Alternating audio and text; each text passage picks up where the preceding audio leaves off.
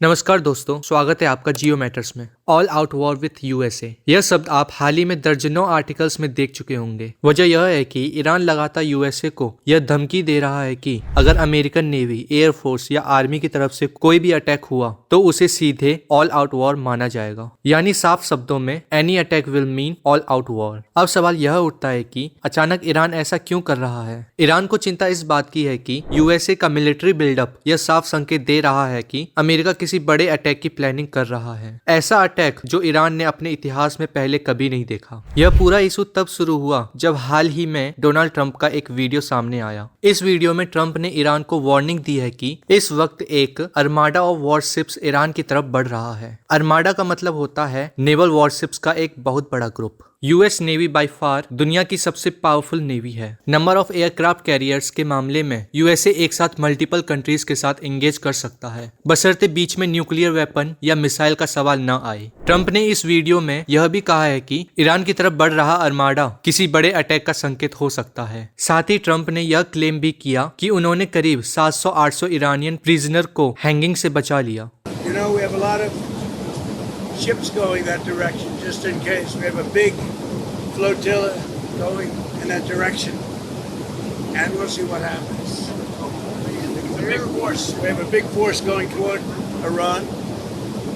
I'd rather not see anything happen, but we're watching them very closely. I saw 837 hangings on Thursday. They would have been dead. Every one of them would have been hung. This is like from 1,000 years ago. This is an ancient culture. Very smart people, by the way, but it's an ancient culture. 837, mostly young men, were going to be hung on Thursday.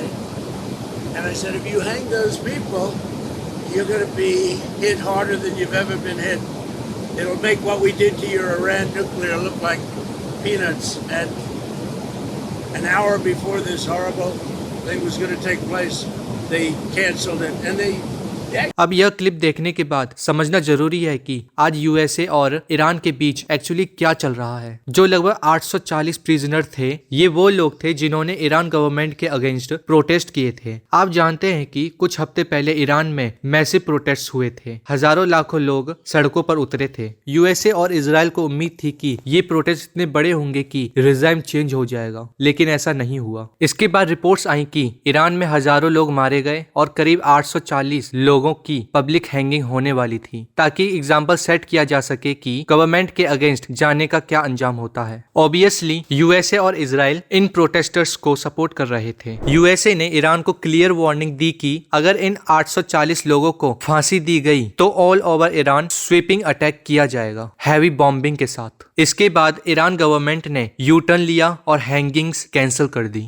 Officially Iran ने ऐसा किया, लेकिन Trump का कहना है कि यह decision उनकी डायरेक्ट थ्रेट की वजह से लिया गया। यह इशू हाल ही में United Nations human rights council में भी उठा। वोट हुआ कि ईरान में हुए क्रैकडाउन की निंदा की जाए या नहीं। इंटरेस्टिंग बात यह है कि इंडिया, जो इस समय ह्यूमन राइट काउंसिल का मेंबर है, उसने वोट किया नो। सिर्फ इंडिया ही नहीं, चाइना ने भी नो वोट किया। यह दिखाता है कि आज इंडिया यूएस पॉलिसीज से कितना नाराज है। इस रेजोल्यूशन को वेस्टर्न कंट्रीज पुश कर रही थी, लेकिन इंडिया ने कैटेगोरिकली नो वोट किया। इसके बाद ईरान की तरफ से इंडिया के लिए स्ट्रॉन्ग स्टेटमेंट्स आई। ईरान के सुप्रीम लीडर के रिप्रेजेंटेटिव ने कहा, we are ready for everything. Iran openly कह रहा है कि अगर ऑल आउट वॉर हुई तो वे इजराइल और यूएस मिलिट्री बेस पर मिसाइल्स बरसाएंगे। यूएसए ने भी अपने सोल्जर्स को ईरान के पास वाले मिलिट्री बेसिस से रिड्यूस करना शुरू कर दिया है। ईरान यह भी याद दिला रहा है कि इंडिया ईरान रिलेशंस 3000 साल पुराने हैं। इस्लामिक रिपब्लिक बनने से पहले भी दोनों सिविलाइजेशन के स्ट्रॉन्ग लिंक्स थे।